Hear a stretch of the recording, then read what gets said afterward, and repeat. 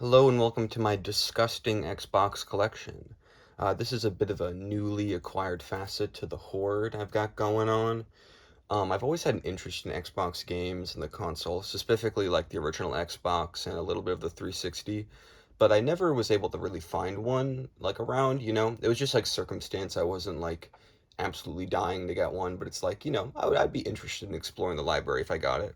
The 360 especially, like it seems like everything for it is very unwanted, very cheap, but nothing too terrible. I think one of my main points in this video is that I feel like the Xbox 360's legacy is going to go down very similar to the Sega Genesis, where it's like this kind of like alternative, more action-based console that at the time sold mostly for like actiony games and sports games. But, in that wake, there was still a lot of unique, interesting titles and, multi-plats that were different than the ones, a little bit different than the ones available on the PS3 or even the Wii. So, I don't know. And also because the position Microsoft is in reminds me of the Genesis a lot, honestly, where, they've been trying their first console, their first major console in America for Sega would be the Master System. Didn't do too awful well, really. It had a niche market. There are certainly a few interesting games, more so for Xbox than Master System. But when it came to make the follow-up, things kind of fell into place until they didn't. Like Xbox 360, right out of the gate, it was the best console, but it had those hardware problems, and then the Kinect kind of soured the reputation of Microsoft and kind of led to their downfall in a way. In a similar way, you can compare that to Sega and how, the Genesis was a huge success, even, for a little bit winning over the Super Nintendo in, I believe, like 1993 before a bunch of different accessories trying to keep it alive, and the miscommunication between Sega of Japan and America kind of threw things out of whack, leading them to start on an off note for the next generation, which, would snowball and lead to their downfall. That's not to suggest that the Series X is the Dreamcast or anything, but more so like you can definitely see the company's fates sort of intertwined at this moment. The Xbox itself is kind of like the Dreamcast 2 in a way, and how it was, a lot of the same people, and so, that dude from frickin' the Sega of America during the Dreamcast days, he was the head of Microsoft's Xbox division for a bit. I forget his name, Peter something. And so I don't know. It's kind of interesting to see how they echo each other. And in a similar way, Xbox games are kind of undervalued and underrepresented because, they have their hardcore fans, I'm sure, but they just haven't lasted the same way. And I feel like Xbox, as many have predicted, will not be here for the long haul. So I did actually finally get an Xbox 360. We can see it up there. It is the black one, but not the good black one, the arcade one. It's all big and stuff. Yeah, it is what it is. Has HDMI at least. It works, but there are lots of hardware problems. It is extremely loud. Like, Jesus Christ, I feel like something's wrong with it. It is an Xbox 360, so there is probably something wrong with it. But, it works, and I'm mostly playing, like, older, like, less demanding games, so it can handle it enough. I had to spend hours and hours cleaning this controller. It looks pretty hideous, right? But that's not even the start of it. It looked so much worse before, just completely caked in dirt. And the reason I did that so hard is because this is the only controller I had at first. And this 360 controller is actually pretty interesting because, in a way, it's really solid. Like, people love the way this feels. I also agree. But there's just something off about it. It feels like the kind of controller that would be made for, like, a PC. It's not intricately designed in any sort of like designer kind of way. It's just sort of made for function and accessibility. These big colorful buttons, that kind of generic catch-all shape that feels kind of like this is a video game controller and nothing more. Um, and that awful D-pad, because, those kind of consoles always have that. It is interesting, this little painted Xbox symbol. I'm surprised how well this one aged. I think it was supposed to have a chrome sheen, as you can see from this one. This controller I picked up at Savers for like $5. It's in way better condition. So you kind of get, it's cool to kind of see the ideal of what this controller is supposed to look like. This one does look a lot better. I think the black suits it way more. But, maybe that's just because it doesn't show fingerprints and it doesn't have that kind of toyetic, plasticky gray color that I mean, it works, but it's a little bit garish. This console is kind of infamous for having batteries, freezing batteries, or at least the Xbox brand is for just sticking with batteries. Everyone else is like, oh, charging controllers. But you have to buy a charge pack for Xbox One, and I don't know. I'm sure something like that existed for this console. But yeah, the hardware itself, it leaves a lot to be desired, but I would not say I hate it. I think it's interesting. It's way too big. Obviously, there's so many problems with it, but it's unique. I don't know. I like the whole light up ring system. I think the console has a personality, at least a little bit. The UI is kind of weird. It feels like kind of a ghost town now that the Wi-Fi stuff is kind of not going on. And we'll see that in a bit. I can't believe I'm just rambling on about this. I haven't even talked about a single game. I'm sorry, guys. I do have a second hard drive for this thing, which is just interesting. This giant thing only has 60 gigabytes. Like, oh my god. Like, whoa. Like, jeez. Oh my god. I do also have a Kinect. I've never actually played a Kinect game on this Xbox in particular. Just haven't found one that I've actually wanted to play. I have played the Kinect before. As a kid, I did like playing Kinect Adventures. It was fun enough for what it was. But hey, it's time to talk about the games. And let's talk about the one that's right in front of me. Garden Warfare. I've never played this. I didn't realize it was online only before I bought it. Because, I like Plants vs. Zombies quite a bit. I was thinking, let's get some games that feel kind of at home on the 360. I'm not really a big fan of, like, the gray kind of, shooter type stuff.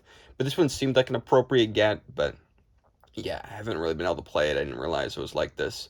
Maybe there's a single player or something, but yeah, I don't know. When this game was announced, as a kid, I really loved the first Plants vs. Zombies.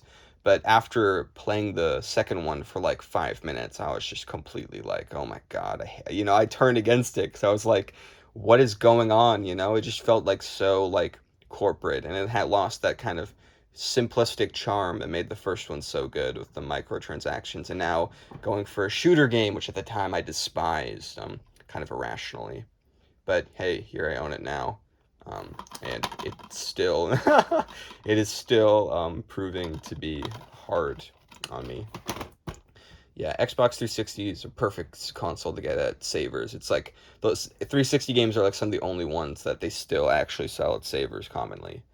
Banjo-Kazooie Nuts and Bolts. I guess a trend going on.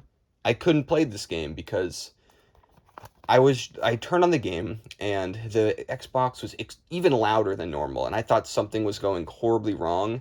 So I tried downloading to the hard drive to make it run better, but then I bumped the Xbox and the disc was destroyed. So that was fun. You can see it was so I felt it felt so bad when this happened. I was so pissed, and yeah, it's basically destroyed. But I'm willing to give this game a shot. I'll look for another copy. There are a few games for Xbox 360 that I'm going to be looking for.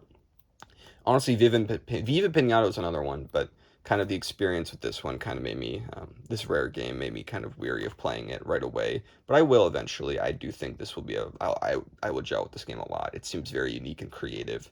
One of those last truly original rare games. But yeah, bad experience there. The hardware, man. Big bumping. I like that this game knows what it is. It's like this kind of silly, creepy meme game. I love the live action footage of the Burger King that you get in the beginning. Obviously, it's not a great game, but it's big bumping. Like, the name is amazing. Epic, epic, epic. Naruto game Generations. This is one of the only games that came with the 360 when I bought it. I guess they just didn't care about, or maybe it didn't run on Xbox One or something, because they definitely upgraded to the Xbox One at some point. But yeah, I've played a few of these Naruto fighting games. They're whatever. I don't really care about anime fighting games at all. I've not played this, so I really do not care. Sorry, Naruto fans. You're getting nothing out of this video. Guitar Hero 3. I've played Guitar Hero 3 on Wii. I'm not really a fan of this type of game. I just don't like when it feels like they have like a very simple gameplay frame or concept that they basically just like have a million interchangeable things you can do with it. Like, just like the gameplay's always the same, and it just seems very like, I don't know. I'm sure it's fun for what it is, but it just seems kind of mindless. Not in terms of the gameplay, but in terms of like, the millions of sequels, just all the songs being the same and whatever. Like, I don't know. The whole guitar gimmick is what really carried this game at the time. And that's fun enough, but it just doesn't, to me, it just doesn't warrant its existence nowadays. You know, they still, I'm sure there, I think there's like a modern Guitar Hero game of some sort that's still going around, and that one can have all the songs and like, you know, maybe it's nostalgic for like the old graphics or whatever and the old set list, but I just don't see much of a reason to care about Guitar Hero. And probably actually definitely my favorite 360 game, and one that kind of cements the connection to the Genesis in my eyes, is Sonic's Ultimate Genesis Collection. Now, there've been tons of Sega collections before this and after this. This one, you know, isn't necessarily the most special in many ways. You know, the emulation's good, but it's not perfect. The game selection is actually pretty much perfect for what it is. I couldn't think of any major titles that were missing that would have been accessible at the time. You know, you have Sonic and Knuckles, Sonic 3 with the real music and everything, which to me makes this pretty valuable because this is what, like one of the last compilations to have that. It was just a great thing to see. Streets of Rage 1, 2, and 3. It doesn't do that thing that modern collections do where like they'll cut out like certain members of a series. It seems like they, you know, you don't, you know, Phantasy Star 1 through 5 or 1 through 4. Like they don't really like, you know, it's I don't know. It's not about exactly more about quantity over quality, but it feels like they chose you know, series and then had those be kind of the backbone of it rather than just like, oh, the best of the best for Genesis. Besides Shinobi, which weirdly enough only is Shinobi 3, I think, unless the other ones are unlockable. I know the arcade game is.